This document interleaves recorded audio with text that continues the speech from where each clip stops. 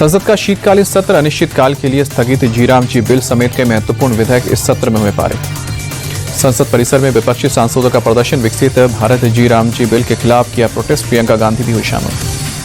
प्रियंका गांधी का सरकार पर आरोप। कहा कि सरकार सत्र के आखिरी दिनों में बिल लेकर आती है और गड़बड़ी और हड़बड़ी में पास कराती है। ये अपने आप में संदिग्ध है। जीराम जी बिल को लेकर नेता प्रतिपक्ष राहुल गांधी का ट्वीट। बोलिए, मोदी सरकार ने एक दिन में मनरेगा के 20 लाख खत्म किए, बिना जांच पड़ताल किए बिल संसद में पास किया। राहुल ने केंद्र पर हमला बोला। कहा कि पिछड़े वर्गों की ताकत को कमजोर करना मोदी सरकार का लक्ष्य, सत्ता को केंद्रीकृत करना और फिर सुधार के नाम पर नारे बेचना, ये इनका काम। जीराम जी बिल पर सपा सांसद रामगोपाल यादव बोले, ये बिल मनरेगा को खत्म करने की साजिश।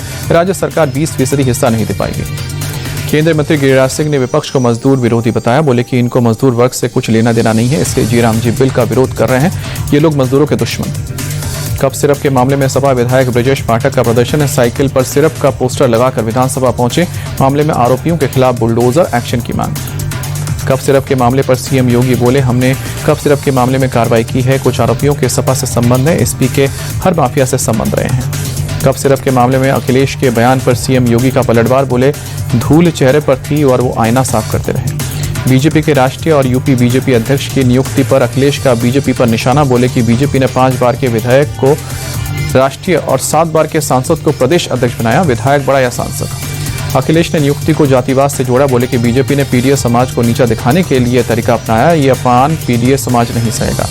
दिल्ली के गाजीपुर में जहरीली धुंध की परत छाई। गंभीर श्रेणी में पहुंचा प्रदूषण का स्तर। एयर क्वालिटी इंडेक्स 442 दर्ज। दिल्ली में बढ़ते प्रदूषण को लेकर मंत्री आशीष सूद बोले, प्रदूषण एक दिन की समस्या नहीं, इसके लिए दीर्घकालीन प्रशासनिक योजना चाहिए। सरकार इस पर तेजी से काम कर रही है। दिल्ली में बढ़ते प्रदूषण के खिलाफ नो पीयूसी नो फ्यूल अभियान सख्ती से लागू। 24 घंटे में बिना पीयूसी वाली 3746 गाड़ियों का काटा गया चालान। नो पीयूसी नो फ्यूल लागू होने के बाद पीयूसी लेने के लिए मची अफरा तफरी। 24 घंटे में 61,000 से ज्यादा गाड़ियों के पॉल्यूशन अंडर कंट्रोल सर्टिफिकेट जारी किए गए। दिल्ली के बॉर्डर्स पर BS6 से नीचे की गाड़ियों की एंट्री पर रोक लगी। पुलिस BS6 से नीचे की गाड़ियों को भेज रही है वापस। सट्टेबाजी से जुड़े मनी लॉन्ड्रिंग के मामले में ईडी का एक्शन। यूट्यूबर अनुराग द्विवेदी के उन्नाव और लखनऊ समेत 7 ठिकानों पर छापा।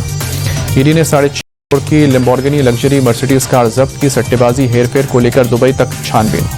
बांग्लादेश में शेख हसीना के खिलाफ हिंसक आंदोलन के नेता शरीफ उस्मान हादी की सिंगापुर में मौत। हादी की मौत की खबर मिलते ही कई शहरों में हिंसा फैली।